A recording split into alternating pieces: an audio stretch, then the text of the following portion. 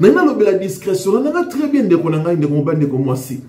Batu mingi lelo ba baby si ba vie na bango à cause ya tuba biloba loba azonga boye na somba ki boye na zwa ki boye ba pesi nga boye na zui musala na zui fiancé asika na zui kope asika biloba loba ebomisi batu ebele na la vie pe ba perdre ozalaki na bango ya motuya. Merci Nabino, bon messana kolanda wabino makusa excellence, toi na banda kuna biso, na banda kuna bino, to sula. Toujours na Congo plus, je pense que tout ça bataille ebele, tout ça qui absent, makambo izalaki moi ebele, ou isingaki to traité, mais to zongi lisusu na banda kuna bino, bon continuer ko porter biso na mitema na bino, to zali wana pona to sungana. Alors na c'est moko ezali vraiment très important na émission na bino yo catholique le lot tout le balé comme tali la discrétion koyeba ko batela to ko bomba makambo et loko oyo ba te belé ba comprenana no makambo te ya discrétion oyebi pona me mabino na exemple moko o ezali très clair. Pharaon a dit qu'il faut Moïse moi la morobota mo kozwa ako régner. Alors Pharaon ataki ba loi ataki ba soda na nzela pona koboma bana nyonso tout le premier né ya ba israélien. Kasi ba pareil à Moïse ba bombaki Moïse. Ndenge moko pena vie à Jésus-Christ. Ta botami héros dans cette information qui faut moi la moko botama o akozala roi. Alors nakobanga wana héros da tinda ba soda ba boma bana nyonso ya mike Namboka. Kasi naissance ya Jésus abotamaki mais nakati nakobatama. Batile biso makambo oyo na la vie pambate ezali na ba leçon ya kolana na kati na yango. Na lobela discrétion na très bien de konanga inde kombande ko mwasi. Batu mingi lelo ba bebisi ba vie na bango à cause ya tuba biloba loba azonga boye na somba ki boye na zwa ki boye ba pesi nga boye na zui musala na zui fiancé asika na zui kope asika biloba loba ebomisi batu ebele na la vie pe ba perdre ozalaki na bango ya motuya. Vous savez na la vie soki nan ozana no forte koluka komi bimisa na place publique te oyebi à chaque fois nzete ezali kokola chaque niveau nzete ezali komata ezali mipepe oyo eyaka na niveau wana pona koningisa nzete soki nano komi na somete oreba mipepe oyo lekanaka na somete. C'est pour cela nanga koconseille biso boye ekamusaka ngai lelo nakomona bandoki ba changer G bandeko bona nanga très bien bandoki ba changer G. Quand les alaki au démon a suivi, il faut batinda envoyer mon ko nandaku na bino, aya kota la bino, ayeba boza ko vivre ndengi nini, makam izako leka ndengi nini, nde amemi sango. Ba voisin izalaki ndengi wana, ba voisin ba ko landela vie na bino.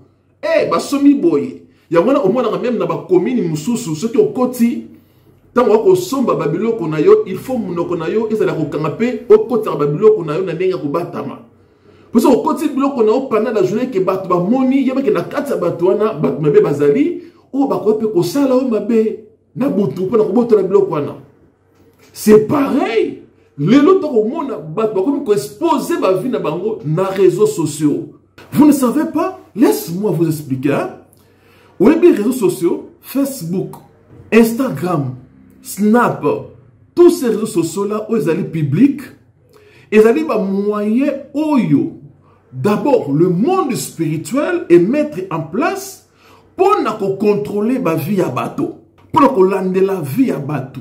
D'abord, dans le monde spirituel, deuxièmement, dans le monde physique, les services spéciaux. Ezali wana pona koyeba intel aza nani asalaka nini pe nini ye aza koluka na la vie.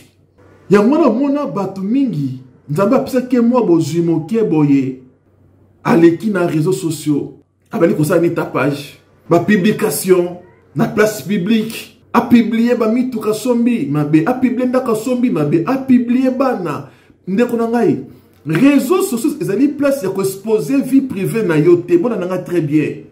L'utilisation des réseaux sociaux, batomi, ba conseil lango mabe, ba yebite.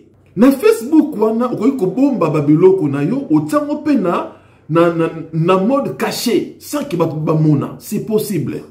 Mais vous êtes là. Au sommet de moi, na pantalon à sika. Il faut au filmer. Au latimo là-bas, boye. Il faut au filmer. Au 5 mois voyage, il faut au filmer. Il faut que lorsque vous êtes en train de faire ça, vous avez facilité même bateau babunisaka yo, baso information na yo. Il y a un bateau bazali très élevé. Pour au moins na réseaux sociaux, c'est très difficile. Pour au moins banana ye, to moi c'est na réseaux sociaux, c'est très difficile parce que ba yebi force, il y a les réseaux sociaux. C'est un endroit où on peut te bloquer facilement et on peut te retrouver facilement. Quand il y a des photos, des vidéos, dans les réseaux sociaux, il y a des applications aujourd'hui où on peut voir photos ou bien vidéo numéro public qui modifier bimission na mutu mususu pour salir réputation na yo. Il faut la discrétion. Muninga oyo vani na ye, ni solo ni yobete la kaye. Attention, Bible écoute et lobby, les gens auront pour l'ennemi les gens de sa propre maison. Ceux qui mutukut asana bani bangunya na ye bandeko na ye ya libota. A combien plus forte raison, ba camarade o bazali nzinga na yo. Oni mitema na bango, vous savez ce qu'ils pensent pour toi? Combien ba kufi na ba poisonnement na nzela ya baninga? Balobaka mbuma oyo bomaka lisango et utaka na kat na lisango. Ça, c'est la sagesse, la haute sagesse que je vous transmets. Nous t'en sommes à musikate. C'est pour cela, même Salomon a lobby, Mouto azanaba ami ebele, azanaba ami wana, bazali wana, pour na malheur naye. Ce n'est pas pour son propre bien. Est-ce que vous comprenez la dimension? Oui, loco. Alors, soyez prudents. Lorsque vous êtes avec des amis, tant que vous liez ensemble, tant que vous sakana bo milana, pekisim kozana ba amité, mais il faut toujours être sage. Qu'on réfléchir chaque fois avec bato bazali contouré yo. Est-ce que bato bazali contouré yo ba ko aider yo ou avancer, ou bien ils sont là pour te critiquer ou te poignarder lorsque au pesi bango mukongo. Le monde est tellement compliqué. Mokili ya lelo eza ko beba eza ko pola. Soki osali ngelate, osali kebate ndeko oko risque otiki mokili o avant. Otiki mokili avant. Quand on zambia bon c'est là que au régner au bénéfice na ngote pona nini ozalaki mutu biloba loba.